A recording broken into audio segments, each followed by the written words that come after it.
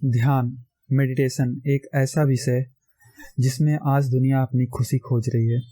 ध्यान कैसे करें, लोग अपने अपने तरीके से इसकी व्याख्या करते हैं। आज हम आपको योगेश्वर श्री कृष्ण द्वारा गीता में वर्णित ध्यान करने का तरीका बताएंगे।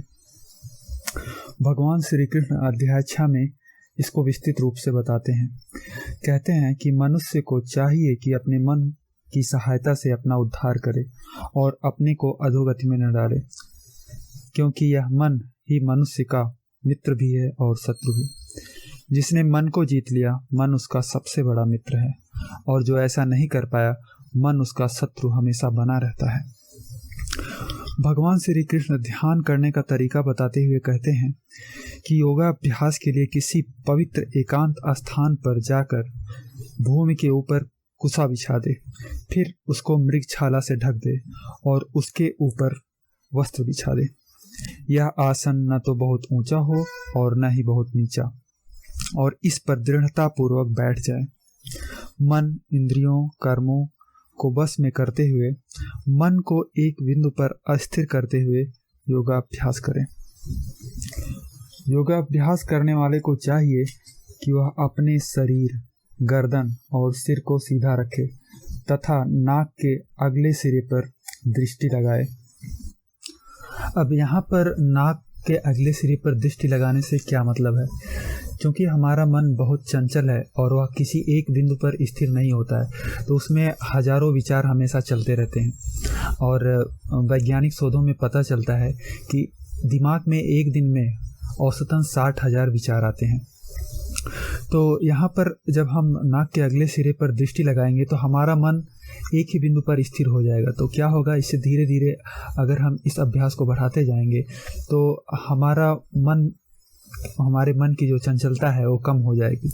तो इस प्रकार हम अपने मन को एक बिंदु पर केंद्रित करते हुए उसकी चंचलता को कम कर देंगे। तो भगवान ने इस श्लोक में यह बताया है। भगवान आगे कहते हैं, योगी का गुण बताते हुए आगे कहते हैं कि हे अर्जुन, जो अधिक खाता है या बिल्कुल कम खाता है, जो बहुत अधिक सोता है या बिल्कुल नहीं सोता है, वह योगी नहीं बन सकता है। जो आहार, विहार, सोने, आमोद प्रमोद तथा कर्मों में नियमित रहता है, वह योगाभ्यास द्वारा समस्त दुखों को नष्ट। अब अर्जुन के मन में प्रश्न उठता है और वो भगवान श्री कृष्ण से पूछते हैं कि हे मधुसूदन, आपने जिस योग पद्धति को संक्षेप में बताया है वह मेरे लिए अत्यंत कठिन है, क्योंकि मन चंचल तथा अस्थिर है।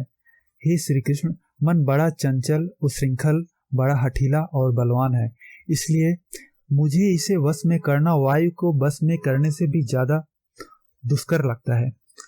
अर्जुन कहते हैं कि मन कभी भी एक जगह पर स्थिर नहीं रहता, यह हमेशा भटकता रहता है। तो मैं अपने मन को कैसे बस में करूं, कैसे एक बिंदु पर लगाऊं, कैसे नाक के अगले सिरे पर लगाऊं? तो भगवान श्री कृष्ण इसका उत्तर देते हुए कहते हैं कि हे महाबाहो, हे अर्जुन, निसंदेह मन बड़ा चंचल और अत्यंत बलवान है, किंतु उपयुक्त अभ्यास द्वारा ऐसा संभव है। भगवान श्री कृष्ण कहते हैं कि अगर तुम अभ्यास करोगे तो धीरे धीरे यह मन तुम्हारा शांत होता चला जाएगा और फिर यह आपका गुलाम हो जाएगा। इस प्रकार आप अपने मन को बस में कर लोगे। दोस्तों, इसमें मैं कुछ अपने शब्द जोड़ते हुए इस वीडियो को ख़त्म करूँगा।